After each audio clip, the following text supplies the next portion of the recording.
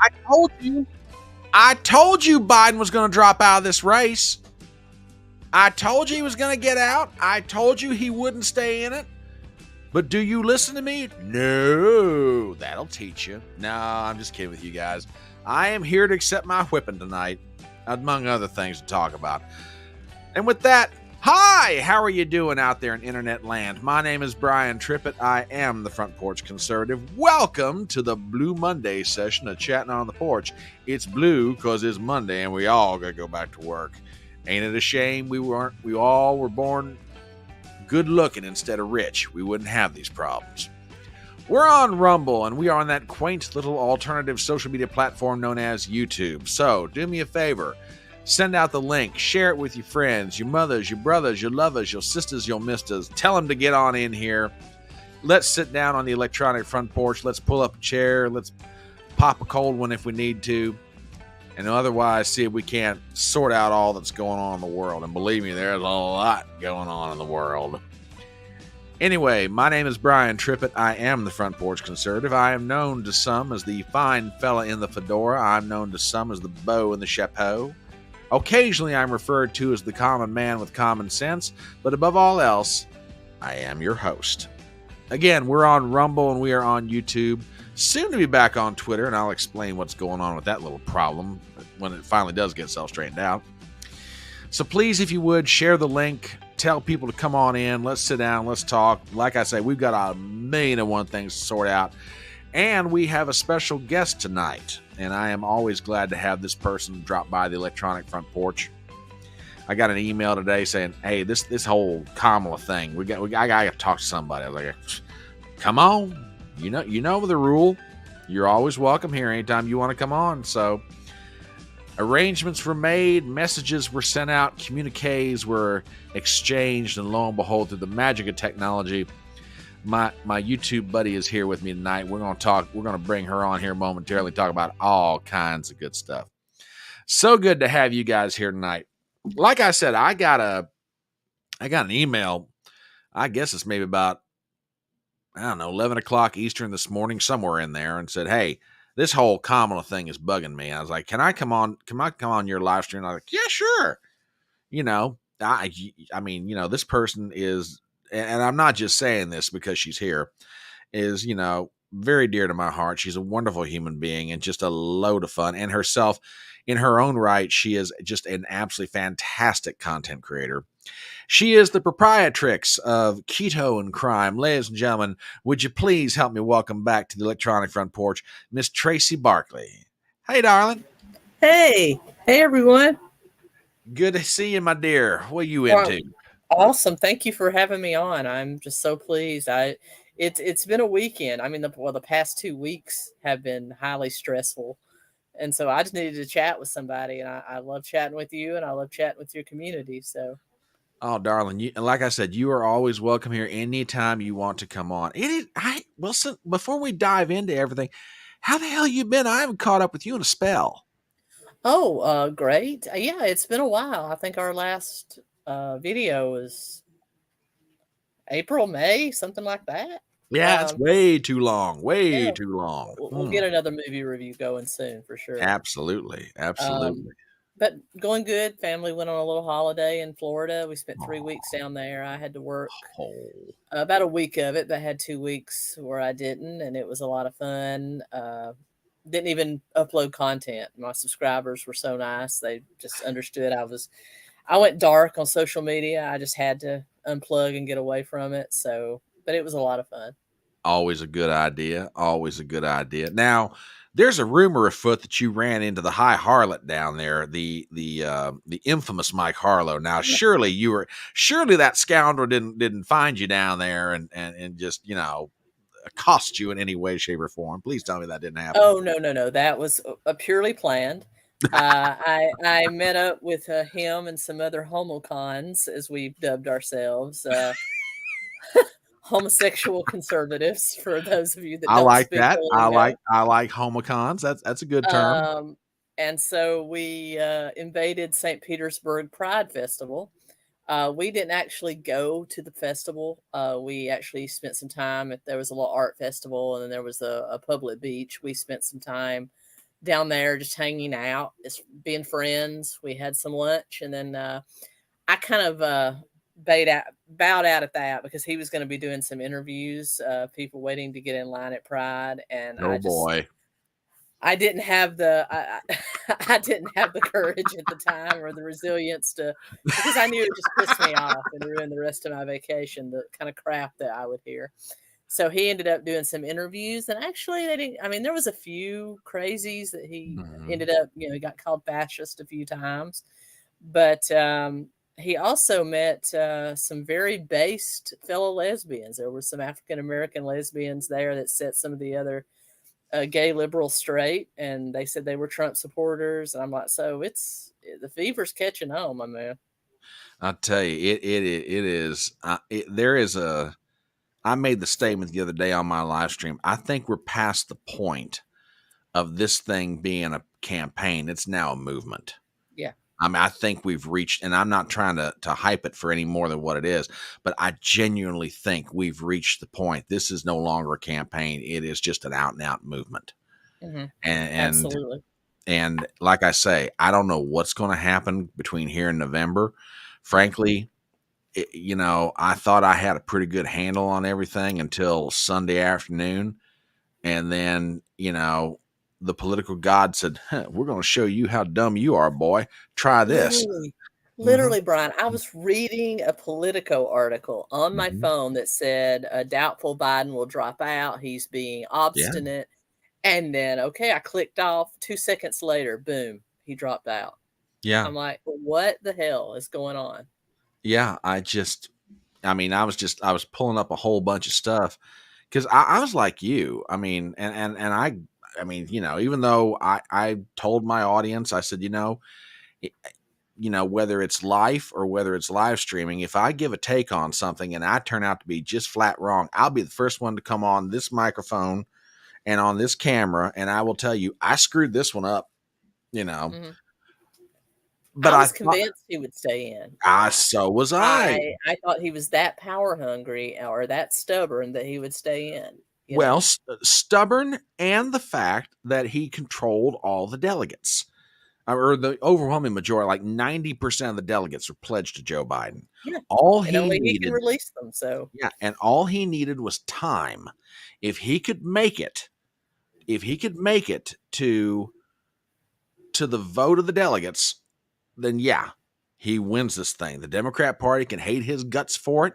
They could get slaughtered in November, but no matter what, he'd be the nominee. And then, lo and behold, at about 1:45 in the afternoon on Sunday, the 21st of July, history got made for only the second time in American politics.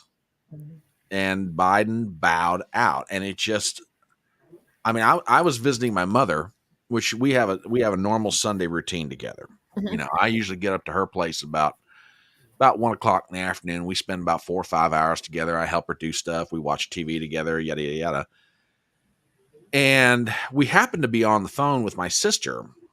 And my sister was on speaker. And then I got a notification on my phone from thehill.com. And I thought, well, let's check this out. And I went, and out loud, I went, holy shit. And everybody's like, what? And I said, Biden just dropped out. And like I say, I was like, I'm like you. I couldn't believe it. I just couldn't believe he'd do it. Yeah. It's baffling. And then first there was the letter, the press release, where he endorsed no one. He simply thanked Kamala. And then the actual Twitter post where he endorsed Kamala. Now, we know that there's a picture out there on the internet of the young lady that runs his Twitter. And it's like a 20-something-year-old Gen Zer. I wonder if she's been sniffed. Huh? I wonder if she's been sniffed. Or is she too old? I have no idea. But she's just saying, yeah. But then the press release was written by somebody else. She wrote that post. I don't think Biden wrote either of them. We know Biden didn't actually write either of them, but I'm wondering if he was cognizant that's a big question. Was he cognizant? Did he actually sign the thing? Is he still alive? Because we haven't heard from him today. And then, oh God, there's so many conspiracies that my mind is just spiraling down the road toward this was the plan all along, or no, this is just actually panicked.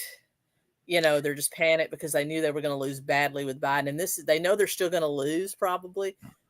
But they're trying to save Congress. They're trying to save the Senate by doing this. So I don't know. Well, it's funny you bring all that up because, and by the way, folks, if you just happen to be joining the our session of Chatting on the Porch, this is my good friend Tracy Barkley from the YouTube channel Keto and Crime, and she had messaged me earlier in the day, said, "Hey man, can I come on and talk about this because this is just weird beyond all imagination." I was like, "Yeah, fine, come on. I'm here to take my whipping from the audience for the fact that I, totally screwed up my take on this whole thing." But yeah, I said, "Yeah, come on, and we'll talk about this." Funny, some of the stuff you brought up. This is an article from Politico, and I'm going to go ahead and drop this on both sides, on the YouTube and the Rumble chat. And if people want to read this and talk, this is a pretty good account of the inside of what happened with Biden. And I want to go to one part of this. Basically, the article states that there were two people that went to see Biden up in Rehoboth Beach, Delaware, which is where he has his vacation house. One of them is Steve Ricchetti, which, by the way, you made the statement you didn't think he wrote the letter. According to reports, Ricchetti is the one that wrote Biden's letter announcing he was getting out. Mm.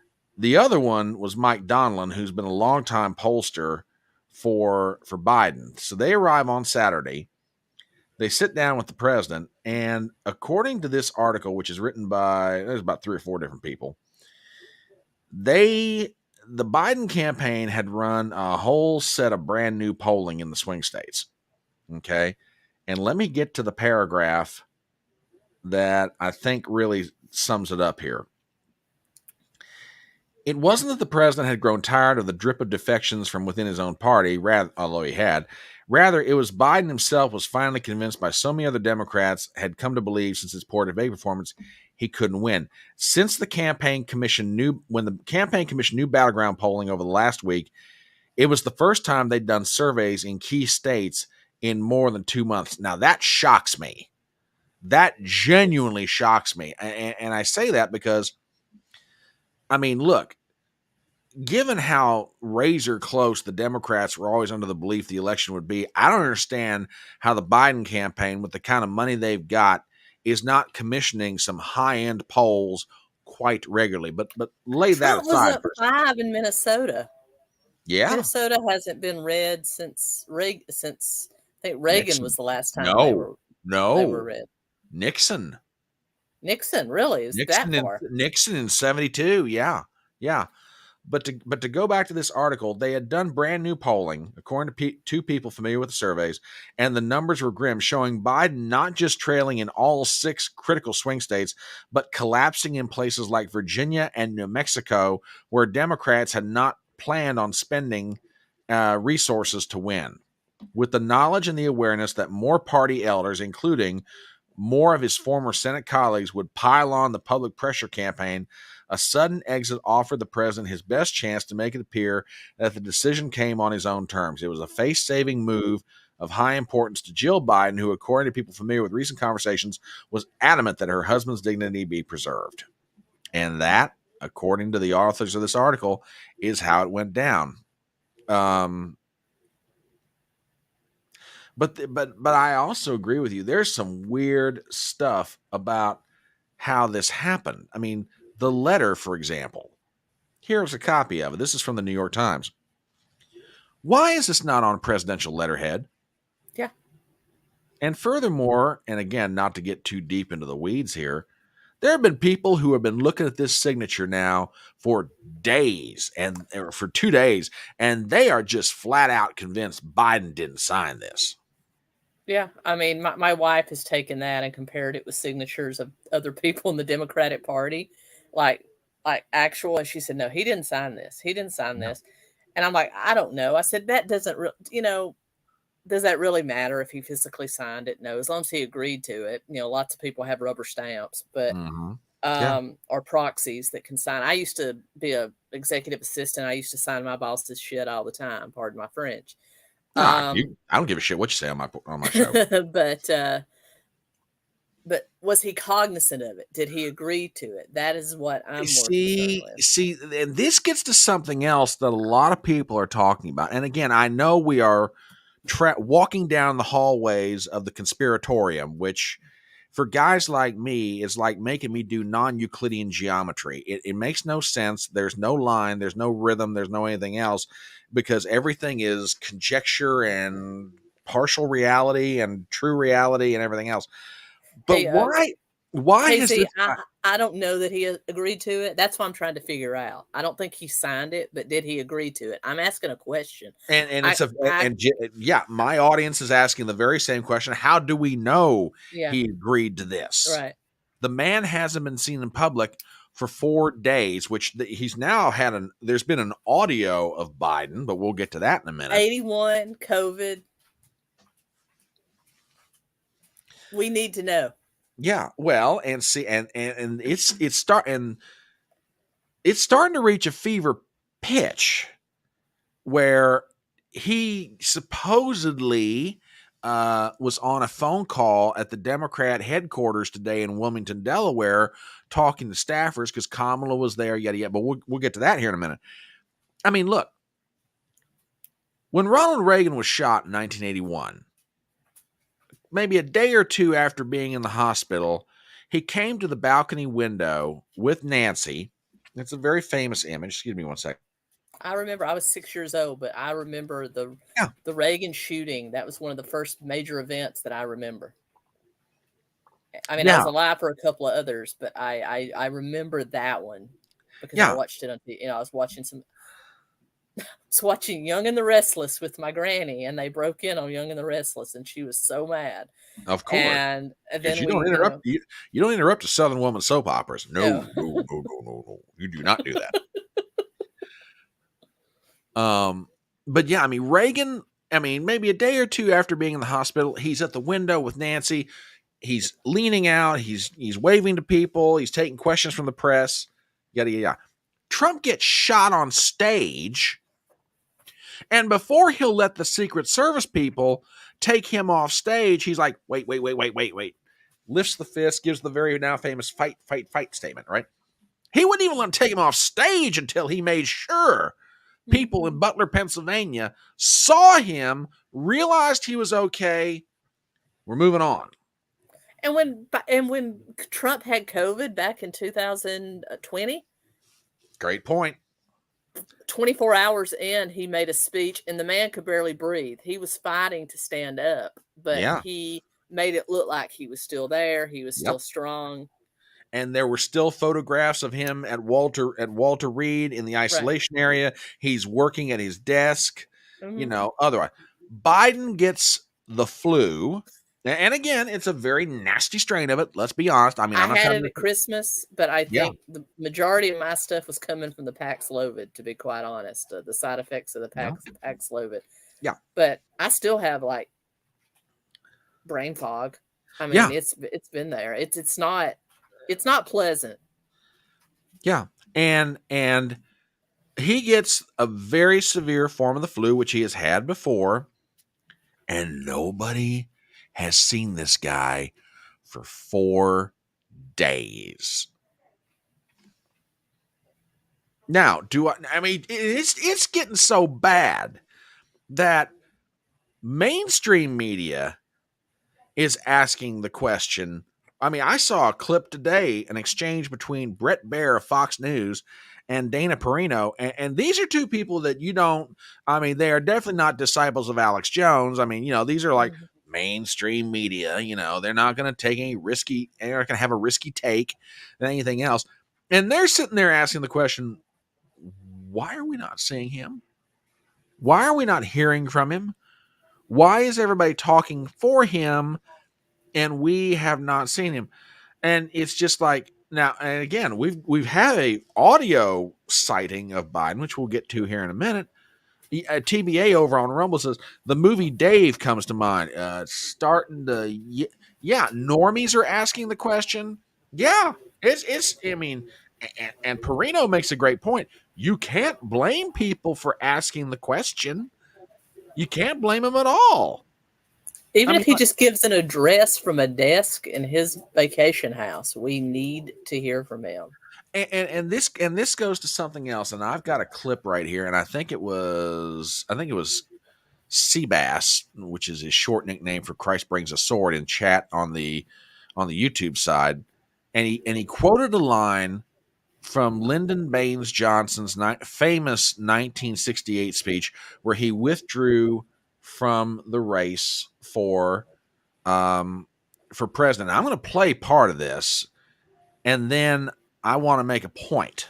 So, as always, given the potential for semi-hilarious boomerangs on this channel, folks, let me know if the sound is okay on this, and check this out. Accordingly, I shall not seek and I will not accept the nomination of my party for another term as your president. But let men everywhere know, however, that a strong and a confident and a vigilant America stands ready tonight to seek an honorable peace and stands ready tonight to defend an honored cause. Okay, now I play that for a reason, and I'm sure you know where I'm going with this. For the first time in almost 60 years, an incumbent president of the United States makes the decision to not seek re-election. Okay. Now, I would argue that what Biden did was even more profoundly different than LBJ, on the grounds of, okay, when LBJ made this speech in March of 68, at that point, there had been only one nominating contest in America. That was the New Hampshire primary. That was maybe a couple of weeks dropped out earlier. plenty of time for the people to decide who the nominee would be. And that's what happened. More contests happened across the country, primaries, caucuses, state conventions, which was still a thing back then before we got to the system we have now. And it basically came down to three men. Eugene McCarthy, the senator from Minnesota, the late Bobby Kennedy Sr., and Vice President Hubert Humphrey. What Biden has done is, at the 11th hour, 59 minutes and 45 seconds after he secured 90% of the delegates, has announced, okay, I'm not running. Huh? What? Huh? And pretty much named his successor like she was the Prince of Wales, the Princess of Wales. I know. And Gypsy brings up a really good point. And there's a photographer that's hitched to the Bidens 24/7. It would be real easy to get a still photo of him in the past 4 days. Have him hold up a newspaper with today's date and get us a picture. Yeah, exactly. I mean, I'm sure he still gets the paper. I mean, it's reaching the point I'm about ready to rename Joe Biden Howard Hughes. It's like, do we know if Howard Hughes is alive? Yeah. Which, by the way, if y'all watching this channel and you get that reference, you're cool enough to hang out with me, because that's a classic. Okay. But I mean, there's nothing. I mean, WWG won over on Rumble. I want proof of life. Congress people, I mean, my future ex-wife, Lauren Boebert, today, she's like, if he's not giving us proof by 5 o'clock, yeah, she's my future ex-wife. If Lauren Boebert's if he's not giving us proof by 5 o'clock, we're going to start invoking 25th Amendment here, because something's wrong. And it's just, oh God, I love this line. This is great. Now I have to imagine Biden being, yeah, thank you. Appreciate that. Oh, God. I mean, Biden's not even giving an address to the nation. Now, he says in his letter, well, I'll be talking to you guys later about, why I'm doing this. And I'm like, no, you need to talk about it right now, buddy. Mm-hmm. I mean, and it gets in the realm of the even more weird. Here's a statement from his doctor. Yeah. This is dated today. President Biden completed his 10th dose of Paxlovid this morning. His symptoms have almost resolved completely. Pulse, blood pressure, respiratory rate, temperature remain absolutely normal. His oxygen saturation continues to be excellent on room air. His lungs remain clear. President continues to perform all of his duties. Then why are we not hearing from him? Why are we not hearing from? I mean, let's just assume for a second, and give me your take on this. Let's just assume for a second there is nothing wrong. I mean, yes, he's getting over COVID, but I mean that there's beyond him getting COVID, there's nothing else wrong with him. Why, in God's name, is the White House handling this the way they are?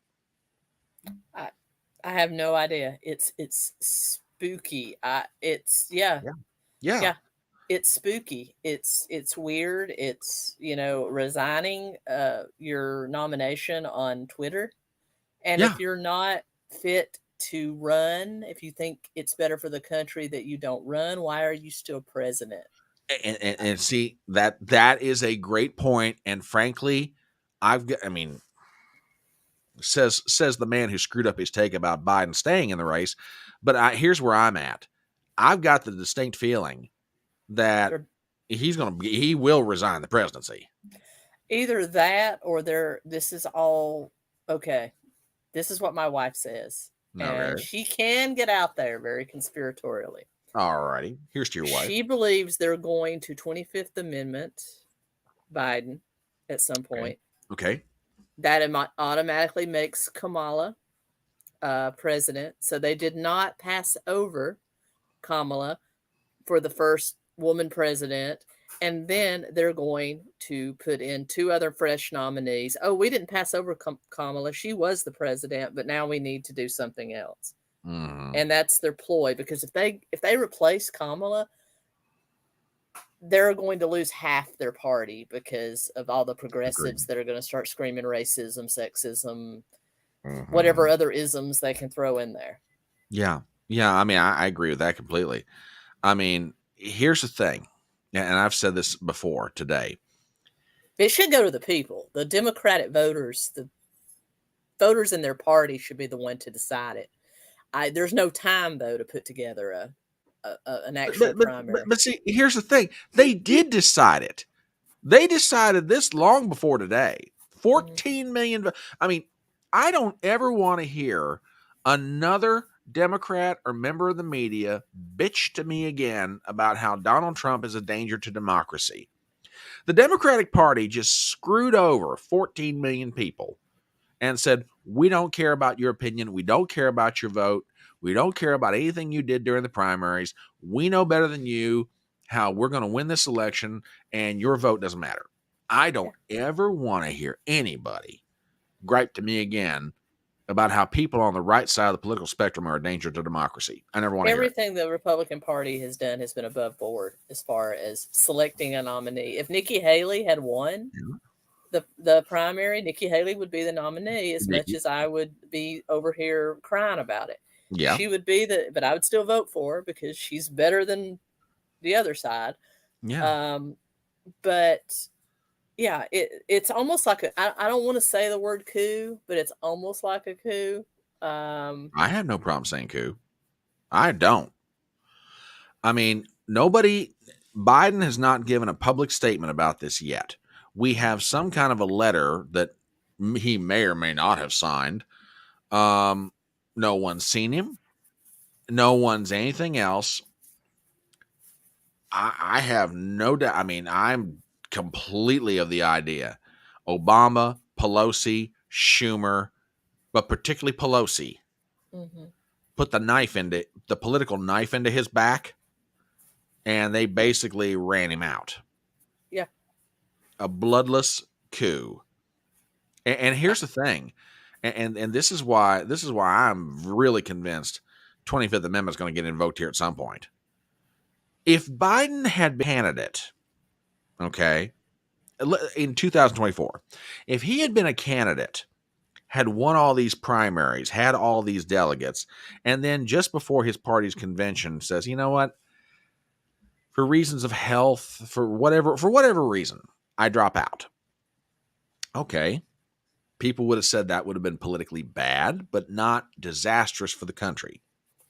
The problem now is it's not just an issue. He's the candidate. He's the president. The president.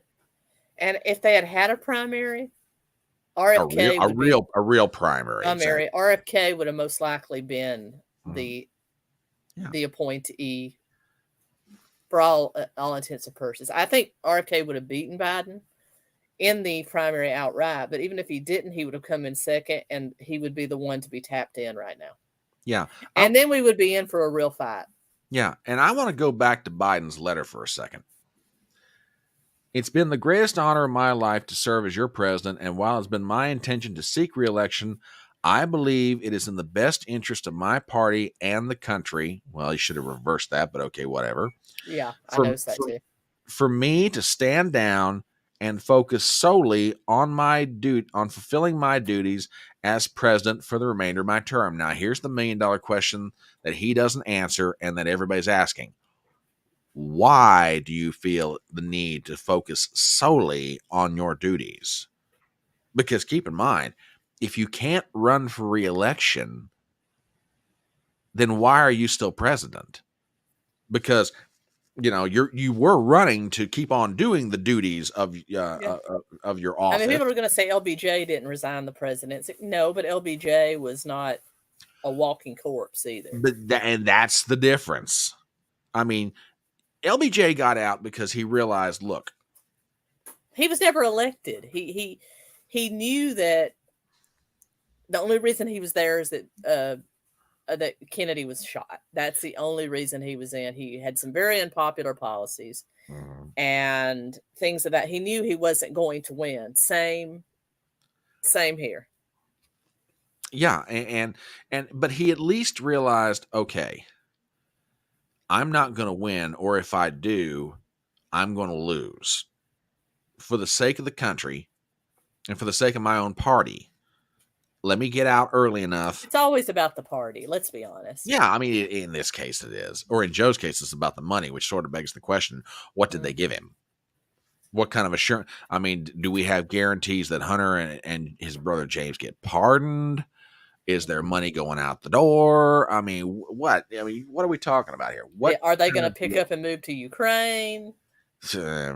Well, but you mentioned that they've coronated more or less Kamala, which, by the way, we do have an early draft of one of her campaign signs or campaign slogan, and I mean, it looks a little rough, but. Yeah. It might work. It might take off. I'm just saying, but yeah. It's, and, I've been pretty silent on Twitter and Facebook today. I've just been kind of in there, kind of watching, and I see so many people. This is what's encouraging, Brian. I see so many people saying the energy rocks and we're going to take this for Kamala. I even saw somebody say, it wouldn't surprise me if she flips Texas. Just a bunch of, they're having a moment. But then when I go into the comments of those things, normally if you have a lefty spouting off, there's other lefties in there, yeah. Over half the comments on these threads are liberals, lefties saying you're out of your mind. We've already put one lunatic in office. We don't want to put another one. I don't think the Democrats do not like, the normal Democratic voter does not like Kamala. Funny you should say that, because one of my regulars here on the channel, Gypsy, just pointed out something a minute ago.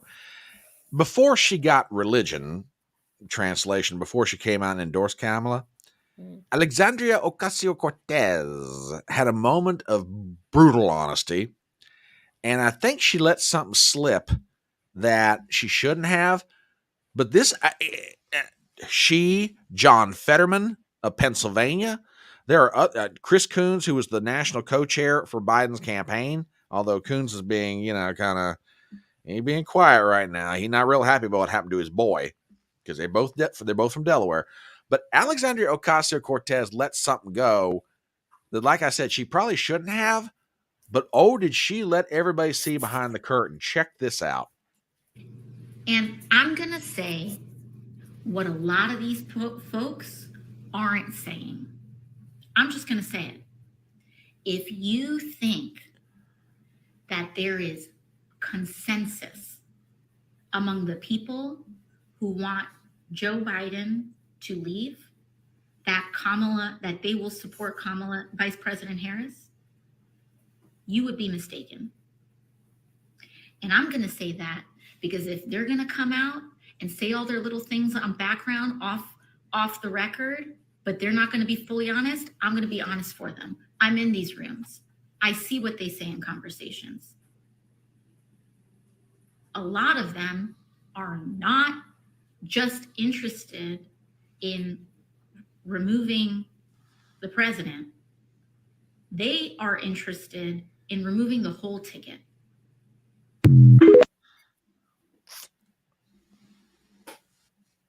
Now, that was about 2 or 3 days ago. And again, she and the other members of the squad have all come out with Kamala, which, okay, for political necessity, I get why you're doing it.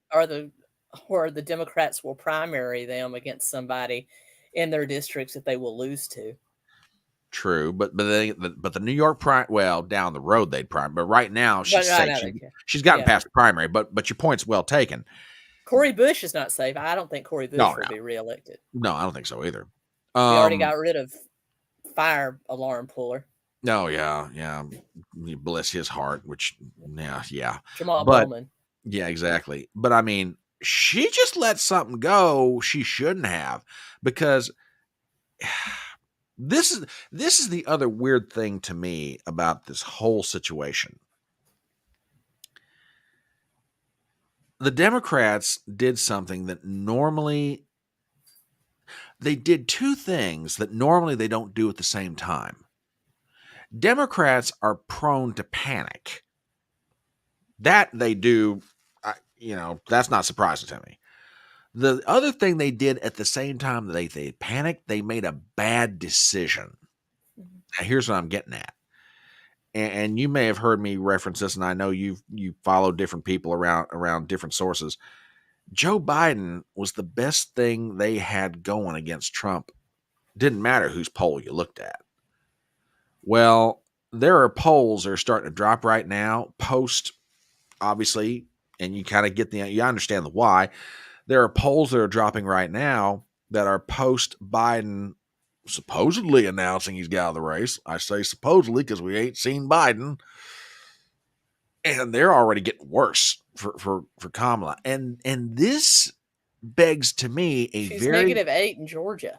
One of the most black, African-American states in the union. Yeah, hang on a minute. Let me get to Real Clear Politics. Actually, Texas has the most African-Americans per capita. People don't realize that. Okay. Hang on a minute. Let me pop this up here.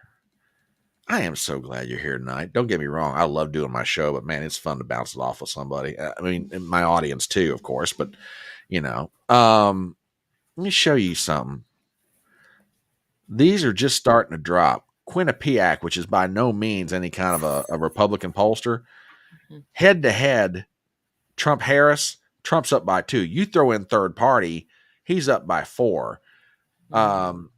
Harris X, Trump's up by 6. Here's the one I think you're talking about. Georgia, Trump-Harris, he's up by 5. He's up by 5 on her. And apparently the internals of the poll are even worse. Now, granted, nothing is done until it's done, and we got a long way to November. We can't get complacent. No, I absolutely agree with that. No complacency. Absolutely not. The Republican Party is united in a way I've never seen them. I agree. And it's a joyful unification. It's not a forced, I'm going to, take your power away if you don't support this candidate kind of forced. People are solidly behind him. Well, and small time, and let me pop this up here. I'm not sure why so many delegates immediately pledged to Kamala. They should have withheld their pledges for leverage. That's a good point. And this brings up something else. The Democrats very quickly are getting in line behind Kamala Harris, except for one person. Barack. Yep. He hasn't endorsed her yet. And here's the question that I've got. We've got 28 days till the start of the Democrat National Convention in Chicago, of all places. Oh, the delicious irony. What happens if her poll numbers over the next 4 weeks start dropping in much the same way that Biden's were dropping against Trump? They replace her at the convention. See, that's what I'm thinking. And again, this is a test case. And the 94 million, war chest be damned. I don't think they care about that because they know if they refund that, the donors are just going to give it back. Yeah, anyway. They're going to give it back to whoever they need to give it back to. But I mean, yeah, that's starting to run through my mind here. What stops Barack Obama from doing to Kamala Harris what he did to Joe? Because I mean, look, Kamala, he convinced Joe not to run in 2016. Yeah. And Joe was pissed about it. Mm-hmm. He never forgot that. He never forgot the fact that Obama and Biden hate each other. I see all these memes showing them as best of friends. They hate each other. Oh yeah, they have. Yeah.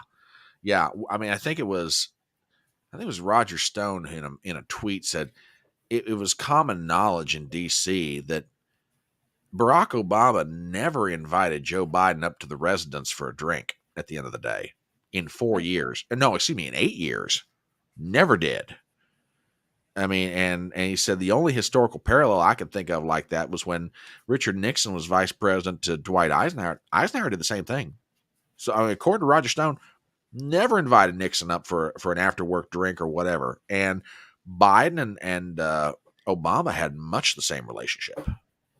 Yeah, that was the excuse they used. Small time republic, that he was mourning for his son, but it's well known that he was discouraged to run. Oh yeah, and they wanted to push Hillary. That was the thing. Well, and this is even being floated that once again, why that woman just needs to go away. Why? Because it's it's like that line from the Lord of the Rings, The Return of the King, when you see how Smeagol turns into Gollum. Mm-hmm. He says, "We want sits. And it's her birthday. We wants it. That's why she wants it.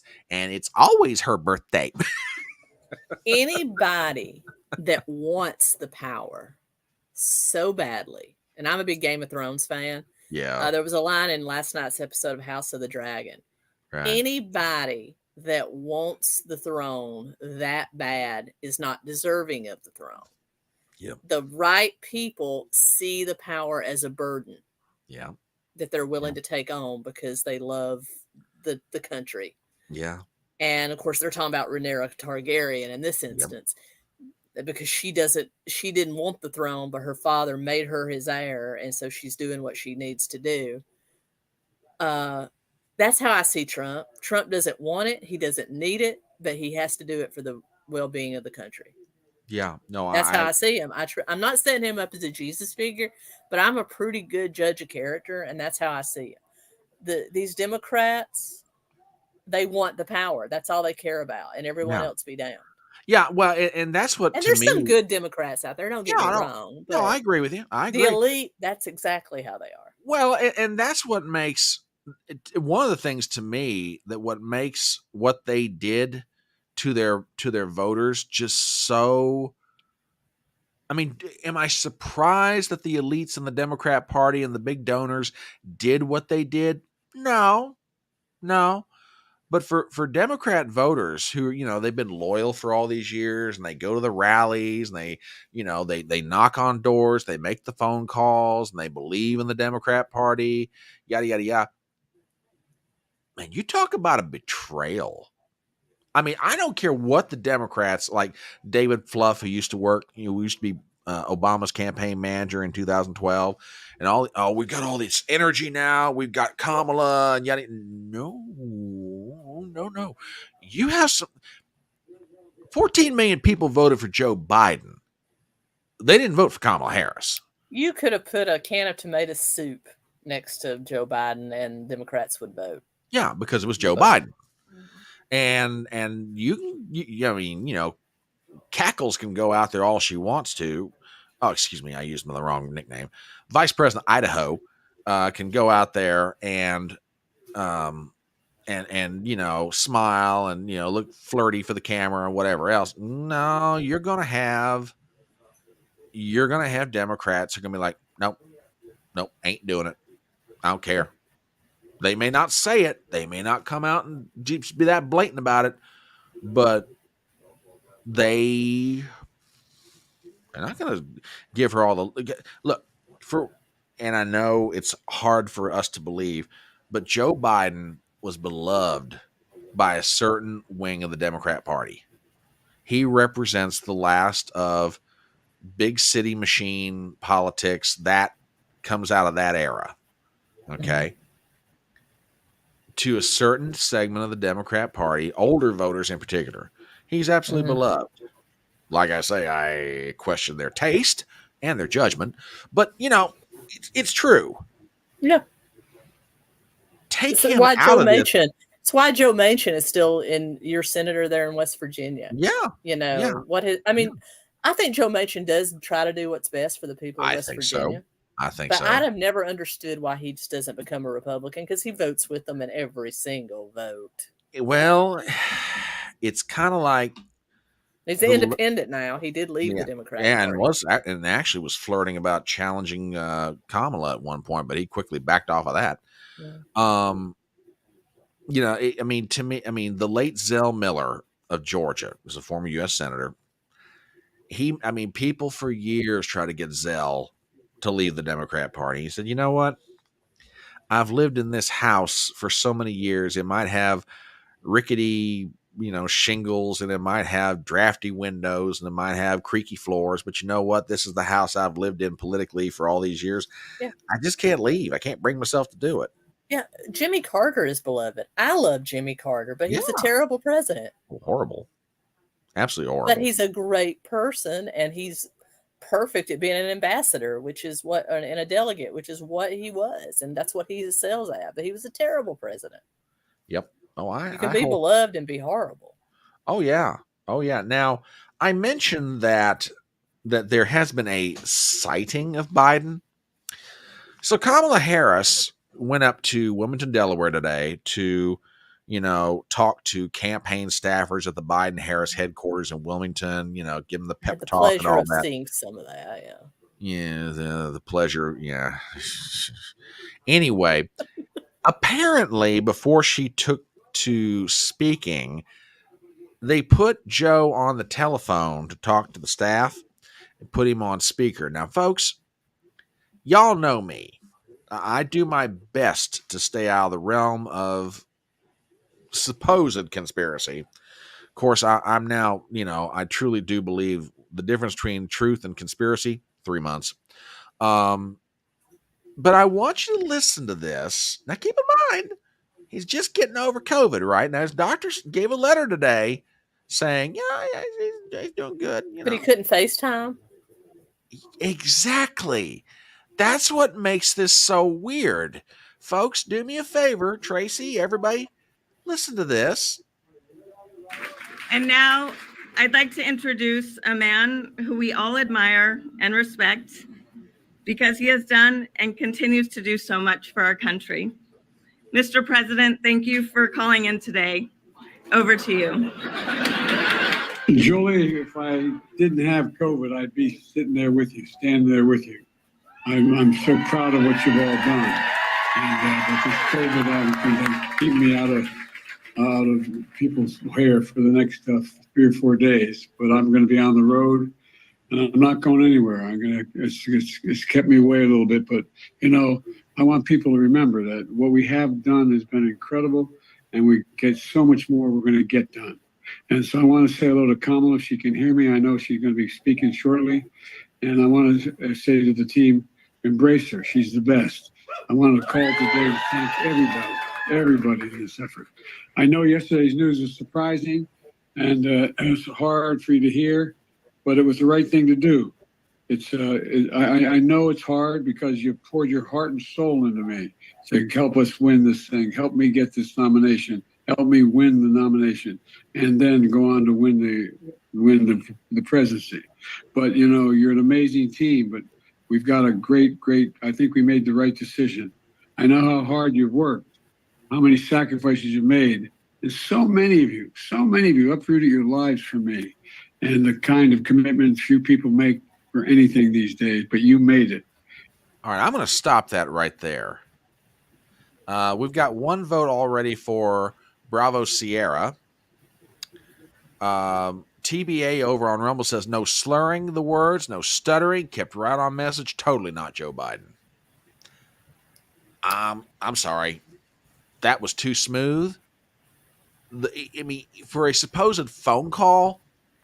Mm-hmm. All right, you've put people on speakerphone before. Mm-hmm. Okay. That audio quality doesn't come through that good. It's either somebody pretending to be Joe Biden. That's the most far-fetched, but it could be. Or that's a recorded message that they had him do over and over again until it was perfect, and they just played it which is why we didn't get a video. Uh-huh. Or AI, artificial or AI of some kind. Or an AI-generated voice. Yeah, that I'm sorry. I mean, again, look, you know me, my audience knows me. I do my best to, like, here's hard evidence. Here's the article. Here's the citation. Here's the everything else. There ain't no way in hell that was Joe Biden. Bullshit. If he had come off like that as the debate, we wouldn't even be having this. Yeah, exactly. That's a great point. That is an absolutely great point. If he'd have come across sounding just like that, now, by the way, you want something funny? Remember what I said about what happens if Kamala starts tanking? Well, she had her first goof today at this very same thing. I got a 30-second clip here. Now listen carefully to what she says. It is so good to hear our president's voice. Joe, I know you're still on the call. Did you catch that? To hear on the call. Let me play it again. Our president's voice. Joe, I know you're still on the call. Oh. Exactly. I'll play it again one more time. It is so good to hear our president's voice. Joe, I know you're still on the call. On the record, yeah. She started to say recording. Mm-hmm. She absolutely started to say recording. Yeah, it's just like when Biden almost said "Make America Great Again" the other day. Yeah, and he immediately caught himself. She just did the same thing.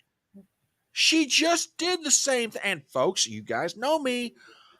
I may not know a lot of things, but I can tell when someone has verbally screwed something up.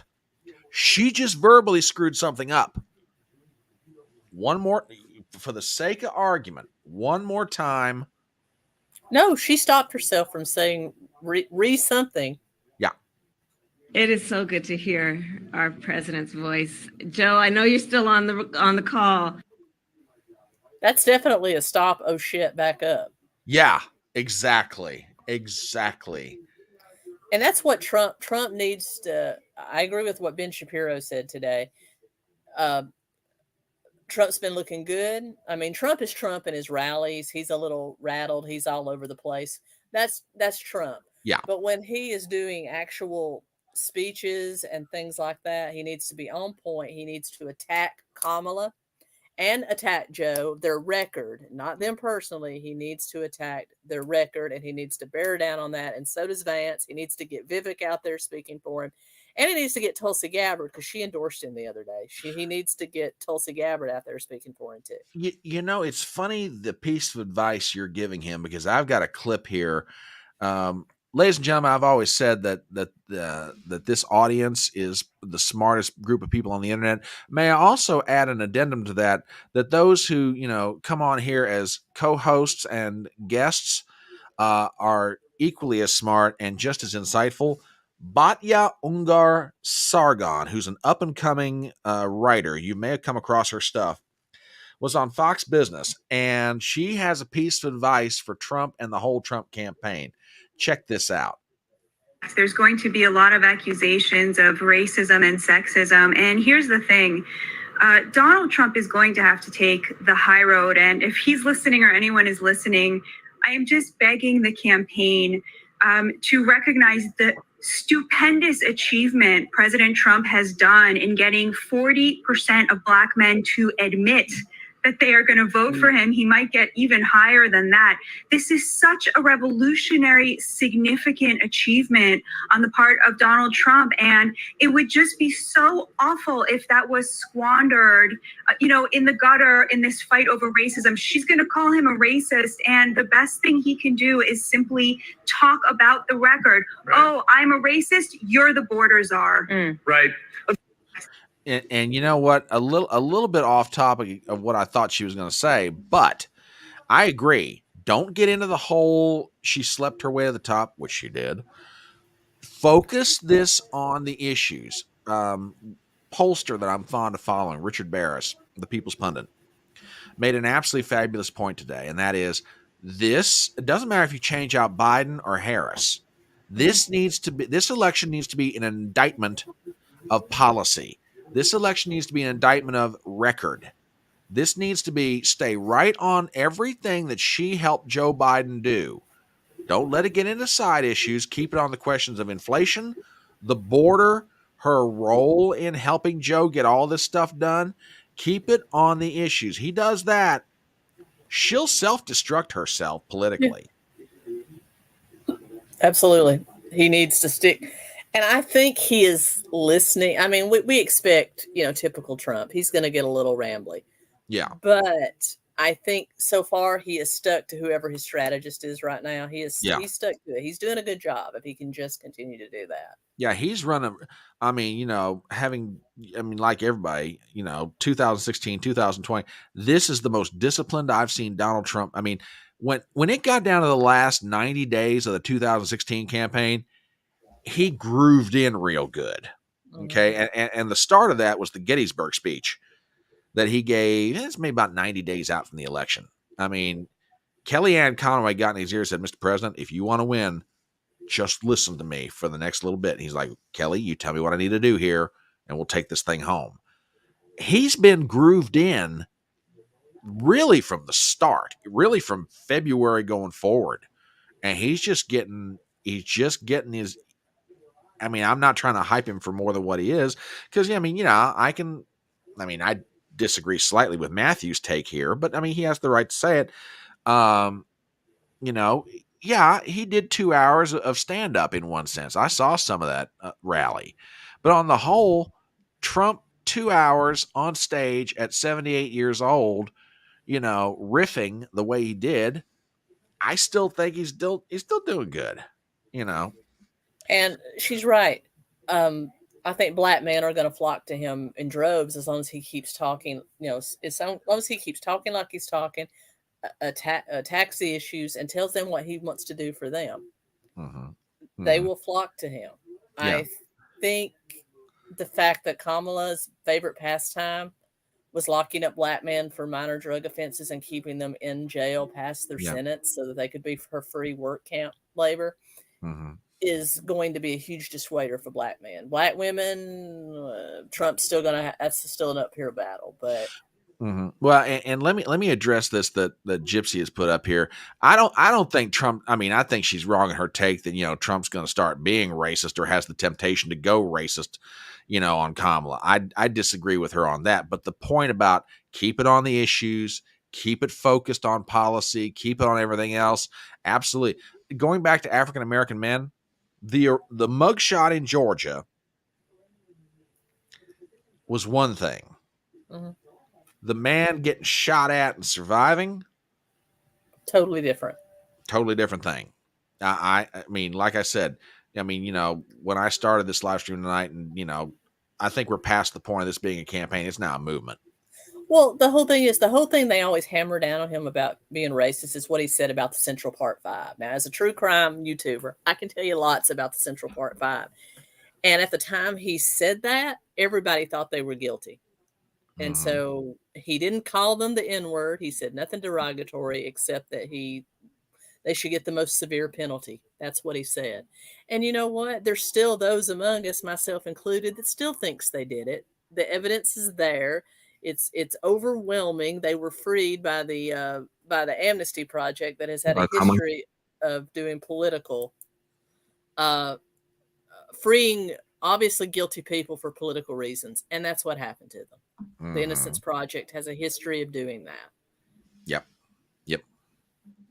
So yeah, it's gonna be really interesting. I will pop this one up here. Hello, Carl. Welcome to the Electronic Front Porch. I think this may be your first time with us. Former Trump had a hard time staying awake during the convention last week. Are you guys worried he's too feeble? Nope. He did not fall asleep. The image of him with his eyes closed is when they were praying. Yeah. I'm not worried about Trump. No. Nuh-uh. And I'm not saying that even because I'm supporting it. I'm not worried about Trump. I mean, look, I you know what? Trump can run circles around me, and I'm 49 years old. So that man doesn't drink, doesn't smoke. Now, granted, he's got dietary habits of the dude. I love you, but I think that makes him relatable to a lot of people. Lay off the McDonald's and the Coca-Cola, dude. I love you, but seriously. But laying aside that man is usually up at 4 a.m, and there were people who worked for him in the White House. He went to bed after midnight and got up at 4 a.m. The lights were on in the residence at like 4 a.m. at the White House, and there was a Marine outside the door in the West Wing when nobody else had made it to the office yet. He was already up working. I really do. Now, I go back to, the question that I asked a little bit earlier, and, feel free to disagree with me if you want. There are Democrats that are already out there saying, I'm not so sure. I mean, see, I think Kamala's being given an audition. I really do. A matter of fact, who was it? I just had something pulled up earlier.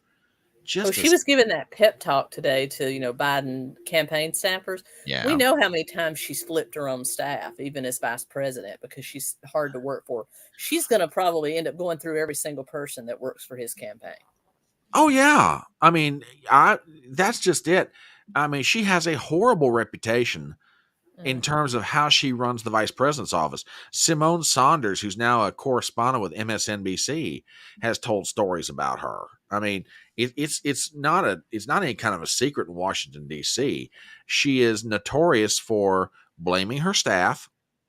And this was true when she was campaigning for president, which, by the way, gets to something else. And I don't quite understand. Well, I do, but I don't. I don't know why the Democrats think that she's just this wonderful thing that's going to draw the whole party together. This woman couldn't even get 2% in California in 2020, and she dropped out just before the Iowa caucus. Well, maybe no, December. I think in December of 2019, she dropped out of the race because she couldn't even poll 2% in her own state. So why does anybody think she's going to win Pennsylvania, Michigan, Wisconsin, or any of those states? I mean, they're talking about putting either Josh Shapiro, the governor of Pennsylvania, or Roy Cooper, the governor of North Carolina, on the ticket. Both of them won by very narrow margins in above average conditions, if I recall.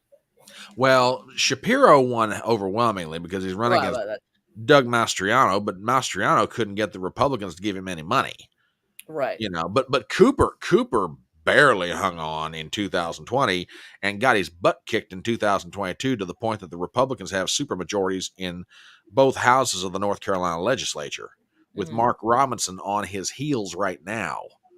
So, yeah. I think it'll probably be Pritzker, honestly. That'd be an interesting pick.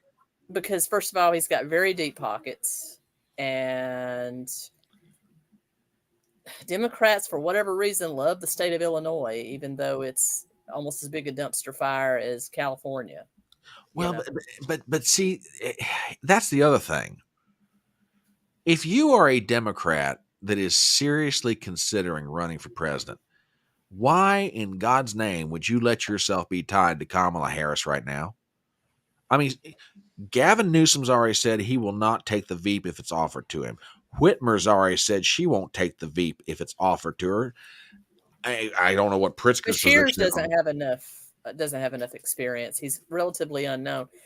They need to pick somebody who they won't tank their hopes for 2028. And honestly, I don't think Andy Beshear would be a good choice, at least in my book anyway.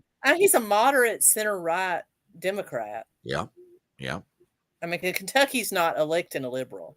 Yeah. They talk about how he's this great no, he's a moderate Democrat at best. Yeah, I mean, he did kill the absolute abortion ban, which I agree with. I mean, I'm pro-life, but yeah. I think there are some cases where it's warranted, and I can't fault him for that. That's the only thing leftist that he's ever done. Yeah, but going back to what I said about Kamala being given an audition, Van the Man Jones on CNN the other day. It's a little clip, doesn't run very long, but this is kind of interesting. Check this out. Yep. Kamala Harris has not been a polling dynamo. It's not like she's the most popular, human ever born, and that weighs on people. And that's what I'm saying. I mean, this is the question that's really going to haunt me all the way to the DNC, which starts the third Monday of August, which, by the way, will be live streaming on my channel, by the way. What happens if her numbers start tanking as much or worse than Biden before she even gets to the convention? They'll replace her or they'll bump her down to VP. Yeah, it just... Well, now this is a good point. This is a good point about Newsom. But then again, look, I don't agree with Gavin Newsom on much of anything, if anything at all. But Gavin's not totally stupid either. Now, when it comes to I think Gavin Newsom knows that once he's done with the governorship in California, I think he's done. Nobody else in the country wants Gavin Newsom anywhere near policy. He's done after California, and he knows it. Yeah, I mean, look, he's going to hang on to California as long as he can. Well, that's just it. I mean, if Gavin's on the ticket, doesn't matter if he's at the top of the ticket or if he's the Veep. Mm-hmm. In the Midwest, they're done. Mm-hmm. The Midwest will never vote for Gavin Newsom. Same thing with the Sun Belt, Georgia, North Carolina. Anyone outside of the Pacific Rim, California and the Pacific Northwest are not going to vote for Newsom. Won't. No.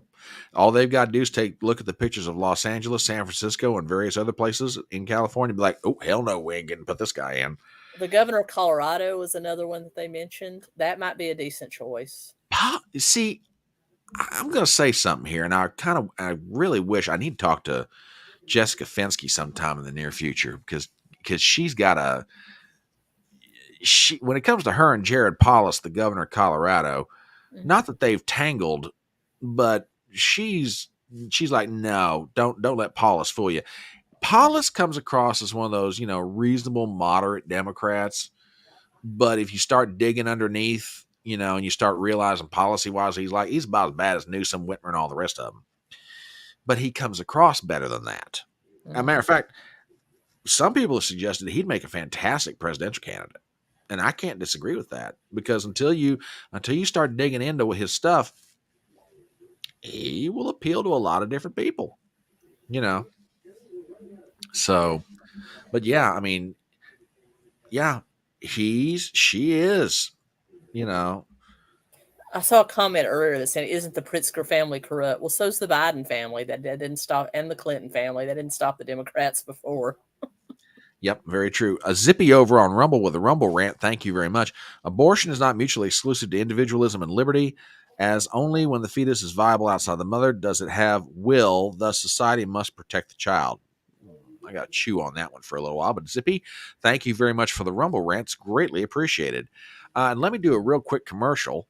My name is Brian Trippin. I'm the Front Porch Conservative. I'm joined tonight by Tracy Barkley of Keto and Crime. She has a channel on YouTube. And before this night is over with, darling, don't worry. I'm going to give you the floor and give you all the commercial space you want because we need to get you advertised. How long have you had that channel now, by the way? Started it in 2016. So 8 years. Well, I'll tell you what, since you got the floor right now, tell everybody about your channel and what kind of stuff do you focus on Keto and Crime? It is I started it to document. I'm a stand-up comedian. I used to tour the country. I documented it. I started it to just as a place to kind of host my stand-up comedy. But then I also started a weight loss journey. I've lost almost 170 pounds over the course of it. I was quite large. I'm still chunky monkey for sure. So it kind of merged into that. But I've always had an interest in true crime, horror, things of the, darker side. And so I kind of converted it because, weight loss and things like that get a little drab after a while. So I changed it to true crime, dark history. So I look at things like the Third Reich, things like that. I've got several natural disaster videos on there, just things that I find interesting, and that's what I concentrate on, as well as horror movie reviews. So if you like a little walk on the dark side, it's a good place to come over. Oh, and I've been on a few of those movie reviews, and those are a load of fun, just an absolute load of fun to do. And yeah, we did the whole Purge movie, the four movies of the Purge, and that was a load of fun. You, me, Brentley, that was just great. Yeah. I want to do some more like that. And we did the Purge. We did American Insurrection, which was another great movie. Yeah. Yeah. And there's several on there, but mostly I do horror films. I also am a huge fan of older movies. I love Alfred Hitchcock, things like that. So I've done quite a few Alfred Hitchcock reviews and summaries. So yeah, but if you like true crime and the darker side of history and horror movies, come on over. It is. I don't know if you've seen the advertisement for this yet, but a couple of days ago, something came across my radar, and it's not necessarily a horror movie, but this looks good. It's called Conclave. Mm-hmm. Ralph Fiennes, mm-hmm. John Lithgow, Stanley Tucci, Isabella Rossellini, and I went, okay, you got these four people together to do a movie. This script's got to be pretty good. Yeah. It's supposed to come out, I want to say in October, mm-hmm. and it looks absolutely great. Yep. And like I said, you get these four people, you get any one of them to do a movie. Okay. 2, well, it's going to be pretty good. 3 or more. Oh yeah. And again, I haven't seen it yet, so I don't know, but the trailer looks good. I know who the actors are. They don't do schleppy movies. They do stuff that's good, solid work. There's another movie. It's not horror, but it is in the crime genre. Marlowe, Marlowe. Liam Neeson. 2022. It's just a film noir. If you love Humphrey Bogart, if you're a fan of things like The Maltese Falcon, Key Largo, you need to check that out. It's a throwback to Sam Spade. It's not Sam Spade, but it's a throwback to Sam Spade. And it was great. We went and saw it in the theater. It was a great movie. Oh yeah, and Liam Neeson is just one of those actors that he can slip into just about anything. He's really good. Yeah. But so did you happen to catch any of the hearing today of the Secret Service director? I did not, unfortunately. My day job was all consuming today, so I didn't get a chance. I listened to a few speeches and stuff, but I didn't get to concentrate on the trial. I probably should cover that since I'm a crime channel, but there's just so much. And M16, I don't have anything on the Karen Reed case. It is on my docket to cover. Okay. I've only covered one case as it unfolds, and that is the Daybell Vallow murders. I went as far as covering the cases. I've done over 200 videos on them, deep dives on everything. But that just sort of happened. I generally don't cover cases as they're breaking out because I like to wait for much facts as possible to come out before I cover it because I don't want to give false information. So generally they're older when I cover them, but when I cover them, I do a deep dive, truly deep dive. Well, I'll tell you what, before we get to some clips of the hearing today, okay, you cover true crime stuff. Obviously, when everything went down in Butler, if I had to guess, I'd say you and a handful of other folks around the internet were just like, ooh, y'all are like digging into details and reading reports and, listening to various, folks who would be in the know. People Right. not just giving their opinion, but they are absolutely informed of what they speak. In other words, they say, well, if this happened, then this. I reached out to a few super sleuths behind the scenes, other true crimers that are much larger than me, that are literally journalists, even though they do true crime channels, and tried to get as much of the skiffy on that as I could. Some interesting details came out today on the shooter. Evidently, they were able to unlock his second phone. And some of his searches were quite interesting. He was evidently quite obsessed with celebrities, certain celebrities and political figures, Trump being one of them. But that's the only sparse details we have right now. Keep talking for a minute. I'll be right back. And so I don't know. I don't know what's going to happen with that. I think it's very, very suspicious that this guy has no social media presence at all.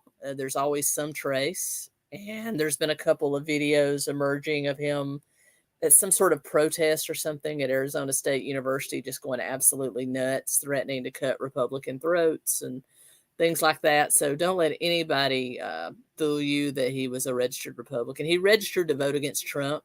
He registered in the closed primary to vote for Nikki Haley. And other than that, he's, straight up leftist. Yeah, I heard that too. He had a photo of Fannie Willis on his phone. I don't even want to know what was going on there. That's some weird stuff. But anyway, Matthew, Trump's hold Elon, gives him $45 million just for against him. I thought Elon is I think Elon's an American citizen, isn't he, Matthew? What is this? This comment? Yeah, I'm perfectly fine with it. Elon Musk can spend his money however he wants. Isn't he an American citizen? All of his businesses are here. He's from South Africa originally, but let me Google that. Okay. Well, yeah. So while you're Googling that, let me ask you a question. Okay, you've talked to sleuths. You sleuth yourself. He's a dual citizen of the United States and South Africa. Okay. So okay. Your opinion about the idea that Crooks acted alone and was able. Not entirely convinced, because there's some information about the angle of the bullets, like the one that hit President Trump and Corey. Yeah. Came from one direction, and certain ballistics reveal that the angle of the bullets that hit the other two people in the crowd came from exactly the opposite, and that there potentially might have been a zip line that led from a water tower down into a wooded area. Yeah. So I'm not convinced it was just a single shooter. Yeah, I mean, and small town Republic, that might be absolutely true. I've only seen that video once. I haven't delved into it any deeper. Yeah, well, and WWG1 says magic bullet theory. Well, I don't know about magic bullet theory, but there have been people who have done sound analysis, and they are convinced. No, there are multiple shots, which is kind of obvious. But number two, it's different caliber, just on the basis of sound analysis. Now, and let me ask you a question, and just your take on this.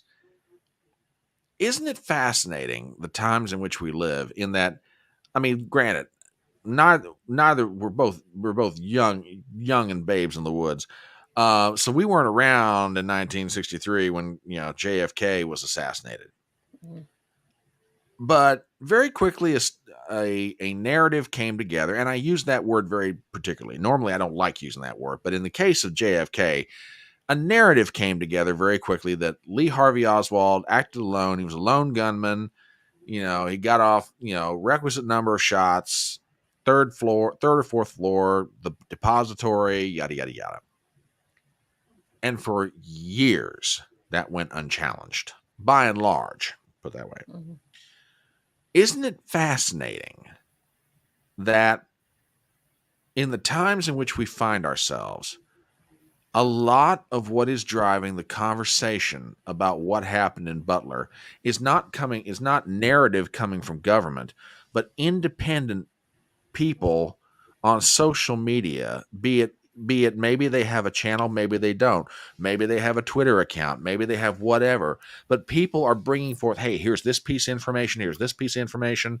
What do you think about this? Have you considered that? Social media is the modern day Zapruder film. Yeah, that's a great way of putting it. Absolutely great way of putting it. And you know what happened to Zapruder? He was approached by federal agents almost immediately, and they basically detained him and took his camera. And that wasn't released until way later. Yeah, and to me, I think it is a sign of where we are as a not just as a society, but I think also in terms of, and this is not true of everybody, but there is after everything that's been exposed over the years and decades, ever since 1963,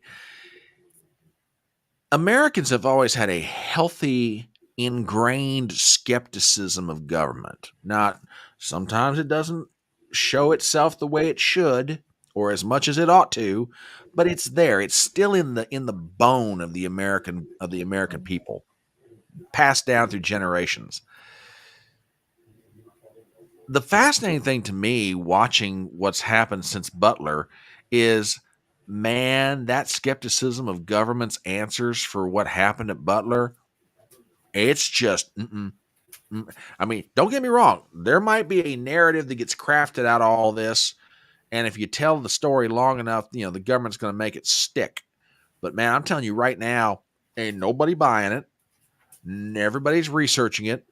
Everybody's scouring the internet. They're talking to their friends. They're like you. They like, you've got sleuths of varying degrees and everything else. Everybody's talking to everybody. And it's like, nay, no way this thing went down the way they're telling us, that this kid did this by himself, 20 years old, and slipped past everybody and all this stuff. None of it just makes any sense. I just think, to me, and maybe this is just one among many, but I think this is like a seminal moment where we're seeing the power of social media be able to challenge the narrative. Your thoughts? I agree. I think it's good for us to be skeptical like we are, and to put together and try to put together the truth, because the government has never and will never tell us the full story. Right. They can't. It's fundamentally against government. They have to keep the country together, so they can't tell us everything. If we knew everything about what our government did, we'd be terrified, because they're doing, espionage and, and acts all over the world to keep America where it is in the world. They have to. So they're never going to tell us the whole story. Now, when it comes to something like the assassination of an American president or a presidential candidate, that's entirely different than them not telling us how they've installed a puppet leader over in Indonesia or wherever they're going to install one. That's entirely different. It's not, it's not them installing Noriega in Panama. This is, an American president being assassinated, or an attempted assassination. Yeah. I will never, ever believe that a single shooter can get close enough to the most powerful person in the world and be able to get a shot off. I just, even Reagan, I believe he had, inside help. I don't think you can get that close to the president without having inside help of some sort.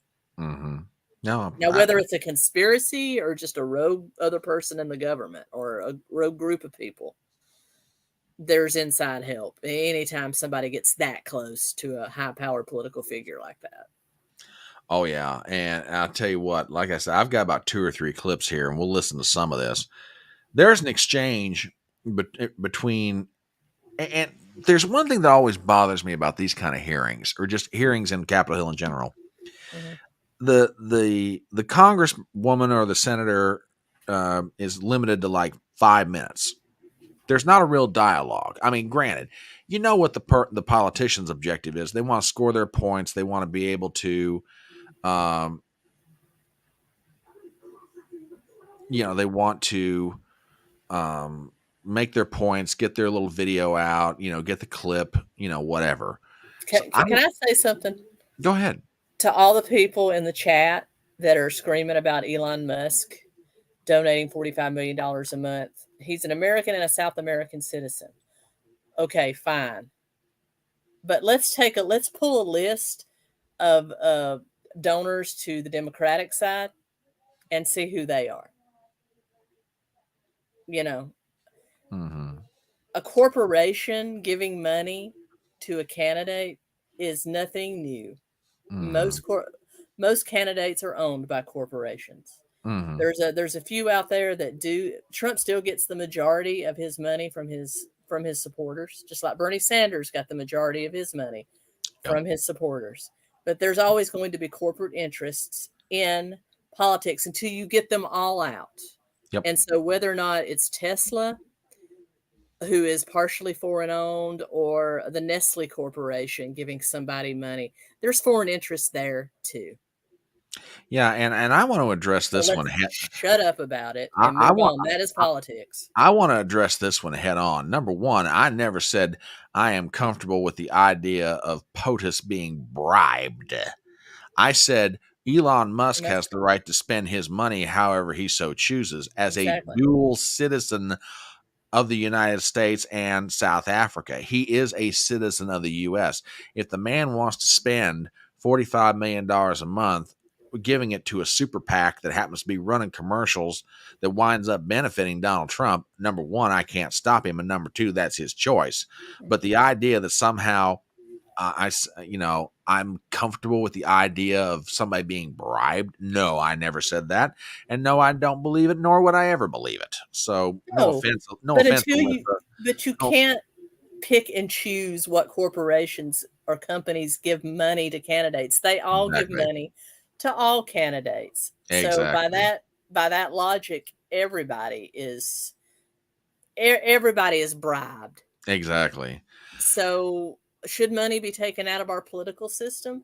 I think it should be highly, highly regulated. Campaigns can't run for free, but I think it should be highly, highly regulated on who can give what and how much. And I think corporate interests, for the most part, should be drawn out of politics. I think it should go to the supporters of the candidates to fund their campaign. Mm-hmm. And the majority of Trump's donations do come from ordinary people. Yeah. Yeah, small dollar donations for Trump is the lifeblood of his campaign. It was in 16, and it's again in 24. I take a slightly different tack when it comes to money in politics. I think campaign finance laws have proven one thing, how ineffectual they can truly be. And here's what I'm getting at. Money to politics is like a river of water. You can put a dam up and stop the flow of it in one direction, but sooner or later that flow is going to go somewhere else. Here's my solution to money in politics. I say let anybody give any amount of money they want to directly to the candidate under the following conditions. Number one, you have to disclose within 24 hours who you are, what you do for a living, how much you gave. I mean, I want as much short of breaking right to privacy. I want to know and let that information be fully disclosed. In other words, if you want to go out on the campaign website and see, Brian Trippett gave $10 million to the Donald Trump campaign for president, say, okay, here's my name, here's my occupation, here's how much I gave, and then let people judge for themselves whether they should or should not, support somebody on the basis of who gives them money. Great story. I agree, Casey. I agree. Eugene McCarthy, 1968, jumps into jumps into the 1968 race against Lyndon Johnson. How was he able to do it? Because five individual men met with him in a hotel room in Minnesota and said, Eugene, we'll stake your claim. We'll lay down the money. You want to get against Lyndon as the anti-war candidate? We're with you. We'll pay for it. And that's exactly how McCarthy got in. Mm-hmm. So, I mean, to me, look, give as much money as you want to, but have full disclosure and let people decide for themselves. If they don't like the fact that one person seems to be having an undue influence on a campaign, fine. Don't And vote why for would him. Elon purposely vote against his own interests? He knows that Trump's going to kill the electric car mandate. I think he really believes in this movement. I'm not saying Elon Musk is far from a superhero. I'm not saying that. Yeah, I don't want anybody to sound clip that. He has a lot of trouble. But I think he is truly distressed about what the current atmosphere did to his oldest son. Well, and I mean, he has a huge, and he sees what it's doing to the country. Well, and he even admitted after Butler, Pennsylvania, there have been several attempts on his life recently. Mm-hmm. And I think the Butler, Pennsylvania was a defining moment for the American people in so many different respects. But if nothing else, if people weren't, or if they didn't have an understanding what potential was at stake with this election, Butler opened their eyes. Matter of fact, I'll make an argument that Butler profoundly changed Trump politically, because there's things he started doing after Butler that makes you believe, yeah, he now gets it. He understands what's at stake. The choice of J.D. Vance as the Veep, the fact that he moved up the roll call to Monday afternoon and like, no, you're going to name me the nominee. You're going to do it now. We're not screwing around anymore. But he wanted to be the nominee so he could name a vice president in case they do kill him. There would be a successor. Yeah, exactly. So, all right, couple of 3 clips from this very interesting exchange between Kim Cheadle and well, this is true too. We'll never know. We will never totally know. I agree with this possibly. Couple of 3 clips from this exchange between Kim Cheadle, the director of the Secret Service, and this congressional committee. This is Marjorie Taylor Greene, everyone's favorite flamethrower. That no, she's not. And by the way, Tracy, she's not on my list of future ex-wives because, I don't think I can fix all that. Sometimes I find myself agreeing with her, and sometimes I just wish she'd shut the hell up and sit down. I know. She is an embarrassment lots of times. Just like Lo and Bobart giving handies in theaters didn't help us. Now, don't you be talking about my future ex-wife like that. She can give all the handies she wants, but don't get caught doing it. Exactly. Bless her heart. Anyway, all right. Here, this runs about 1 minute, and I'm going to let this speak for itself. Folks, do me a favor. Check this out. Why was Crooks able to fly a drone over the entire area the day of the rally and the day of his assassination attempt? To my knowledge, he did not fly the drone over the entire area. How did he fly a drone over the area, period? Any part of the area? Again, I would have to go back and check the timeline of when that took place and when the event. Why didn't you bring the timeline with you today to answer our questions? I don't have all of the answers on the timelines based on the criminal investigation. Were you not prepared today to answer our questions?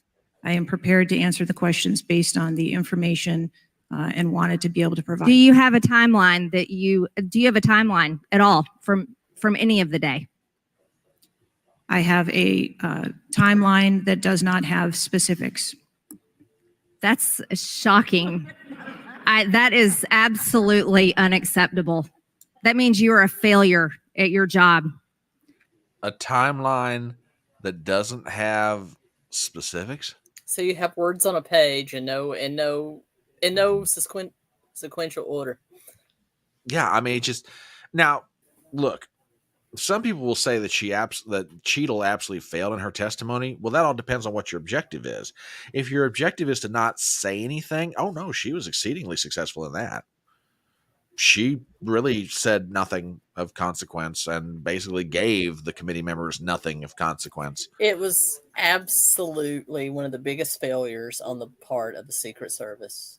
Yeah. And local law enforcement and Yeah. Department of Homeland Security. I'm gonna throw them all in there. It was absolutely a failure. At best, it was complete incompetence. At worst, there was some inside help to get the shooters as close as they got to Trump. Yeah, it's just, I'm sorry. There are too many things that don't make sense to lead me to believe that there's something more going on here than a single 20-year-old kid that somehow by himself more or less climbs up on a roof and gets a shot. Oh yeah, Robert. That's a good point. Yeah. Yeah, she did admit to that. Just saying. Yeah. I mean, just a 20-year-old kid gets past Secret Service, gets past local law enforcement. Everybody is literally yelling, "There's a guy on the roof. He has a gun." And I mean, Secret Service knew 10 minutes before Trump took the stage, we have a threat out there and it's not neutralized, and let him take the stage. Trump should never anyway. have taken the stage until the No. kid was in custody. Yeah. Or dead, threat, whichever takes or threat neutralized. Yeah, whatever that takes. You know, that's what I'm saying. It's just there's too much here that makes no sense and causes me to come to the conclusion I'm not buying the narrative that a 20-year-old kid pulls this off by himself without either somebody looking the other way, or I'm not going to say he had help in the sense that, here, let me help you up on the roof. Here, why don't you walk past all of our people? But it's kind of one of those, you just kind of like, well, oh, he slipped past me? Darn. Hate when that happens, There's one exchange here, and I'm not going to play all of it because it runs almost 5 minutes, but this Pat Fallon, I believe, is a congressman out of Texas. Yep, out of the 4th District of Texas. And he got into it with Kim Cheadle and Viva Fry, and Viva's pretty good at nailing things. He said this is probably one of the best exchanges of the whole daggone day. Check this out. Chair now recognizes Mr. Fallon from Texas. How did a 20-year-old loner with a week's notice pick the absolute best location to assassinate President Trump when the entire Secret Service missed it? Director Cheadle, in your leadership, your agency got outsmarted and outmaneuvered by a 20-year-old. How can we have any confidence that you could stop a trained professionals from a nefarious nation state? Those are absolutely questions that we need to have. I know they're answers questions, to. but the fact of the matter is we can't have that confidence. Director, do you have the authority personally, do you have the authority to beef up security of any of your protectees? Yes, I do. Okay. So were you also aware there was a credible threat President Trump was facing? He was facing a heightened security threat to a foreign adversary? Yes. Okay. So given that there was an increased threat to President Trump's life, was he provided a full security complement akin to what a sitting U.S. president would receive? He was provided a full complement of security based on the threat assessment that we had. That's not my question. And the venue. My question is, if he'd been the sitting president, would he have had the same security he had on July 13th, or would have been beefed up? There is a difference between the So sitting he did. president So your answer is he didn't. and continuity of government and the responsibility So he that we did have. not. Okay, there wasn't a CAT team, the full CAT team on site. There wasn't counter surveillance teams on site. But this is the thing. You just said you had the ability to beef up the security. You knew about the threat, and you didn't. And that's as telling as it is chilling. We have satellite images from the Butler Fairgrounds. Have you visited the site? No, I have not. 9 days and you have not visited the site. You should have been there that night. Did you talk to, that evening, did you talk to the team, the heroes that surrounded the president? Did you call them that night? They were still operational work. So that's an answer is no. Did you call them the next day? President. Yes, I spoke with You called them the very next day, not the day of. Or was it 72 hours after? I don't know the timeline, but I spoke with Okay, them because you're under oath. immediately I following. think it was 72 hours after. You waited 3 days. What is immediately clear is that there are a number of structures that need to be secured. Of these, Director, other than the first, immediate 4, what's the most dangerous site that should have been secured? Because security 101, you got to mitigate the high ground. Yes. Okay. Do you know what the next. Yeah, this did not go well for her at all, even close.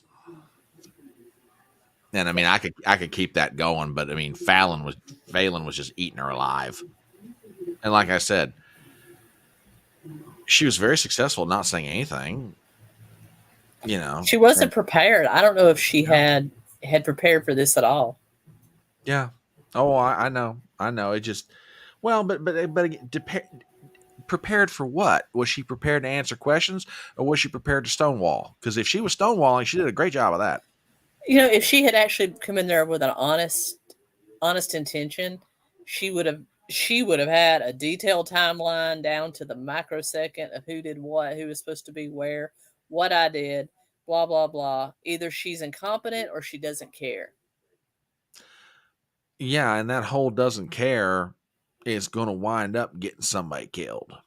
I mean, and you know, Dan Bongino, She should step down. If she, yeah. if I were in charge of the Secret Service and that had happened on my watch, I would have resigned.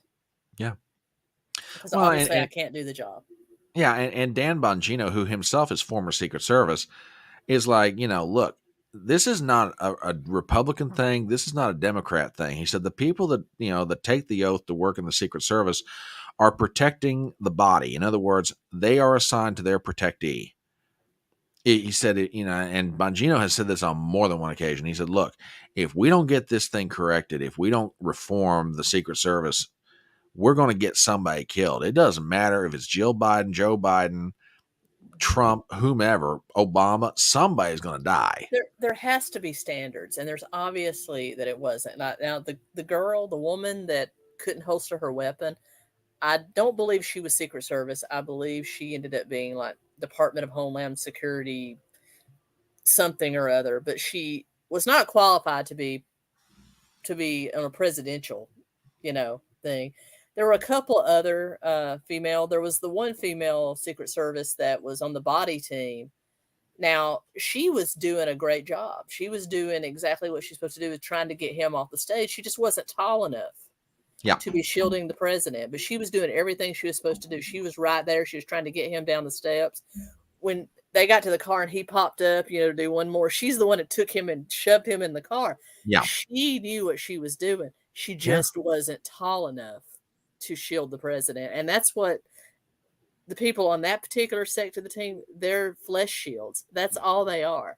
They have to be at least as tall as the person they're protecting.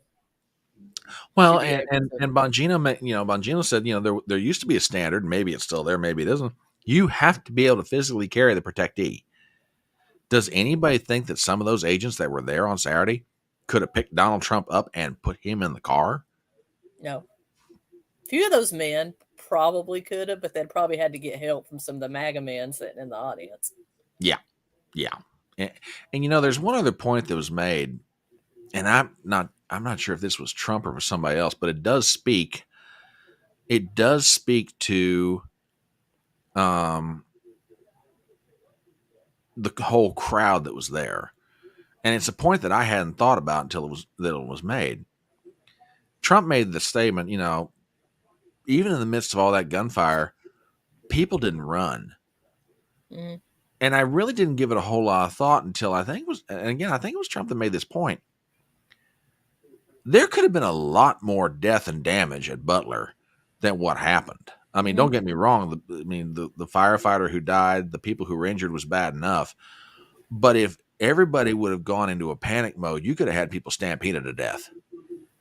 You know, it's just like, it's a miracle that they didn't cut and run. People get trampled. People die from that whole, oh my God, all hell's breaking loose, let's get out of here kind of a reaction that a lot of places would have. Yeah. You know. And I'm not sitting up here saying it's because they're female or they're right of a different. I believe there should be standards to do certain jobs, and if a female can match those standards at the established, and they should not be lowered so that females can. What I'm saying is you need to have, because as a woman, I'm physically weaker than most men. It's just biology. So there should be a set standard, particularly protecting the most powerful person in the free world. there should be standards on that. And if a woman can meet those standards, she should be on the detail. But if Yeah. she can't, she can't. Anybody, I don't care if it's a man that can't meet those standards, should not be on that team if they can't meet those standards. Right. I mean, again, those standards are put there for a reason. I mean, it doesn't matter if it's the Secret Service or anything else. It should be for the promotion of excellence. In other words, the people best qualified to be there are the ones that have the job. If it happens to be 10 women, fine. If it happens to be 10 men and no women, fine. If it's 5 women and 5 men, fine. If they meet the standard and they are the best at what they do, let them be there. Doesn't matter if it's Secret Service or whatever else. I don't care. It could be in or out of government. I don't care. Hey, KZ, I agree with you in some professions. She says that she believes women can be B and C team, but not A team. In some professions, I absolutely agree with you. But there are other professions where I think women can be better A team than men. Trump's personal assistant, I could outdo anybody here. I think we can all agree that Kelly McElnany was the bomb diggity press officer. Oh yeah, she was ever amazing. Existed. Yeah, she's great.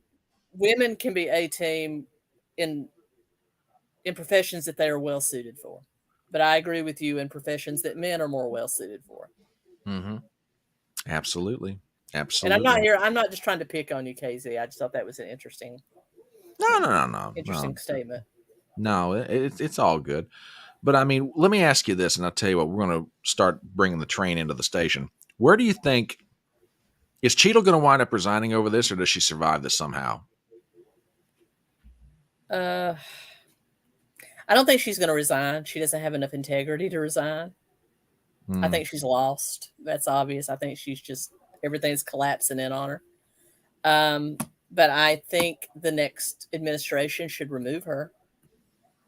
Oh, yeah. If they want to be protected, they should remove her. Oh, if I have my way about it, Bongino's going to head up the Secret Service. She's fired. I'm putting him in, and I'm going to give him carte blanche. Do what you got to do. I don't care if you got to fire managers. I don't care if you got to fire deputies. Just clean the place out and reform it. We're going to put this thing back to what KZ, yes, if you're talking about the protection industry, I absolutely agree. My wife has actually been in private armed security for over 10 years. And she's 5'10", so she's very, very tall for a woman. Oof. And she's larger too. She's protected some people in her life, but she absolutely agrees that in most scenarios that men are more capable, and she will tell you that. So I absolutely agree with you. Yeah, absolutely. So I mean, but she's the best on perimeter security you'll ever meet. She can spot things out of the corner of her eye that, Hey, I have not an ounce of doubt about that whatsoever. So, all right, so that's what happens to her. What happens with Butler?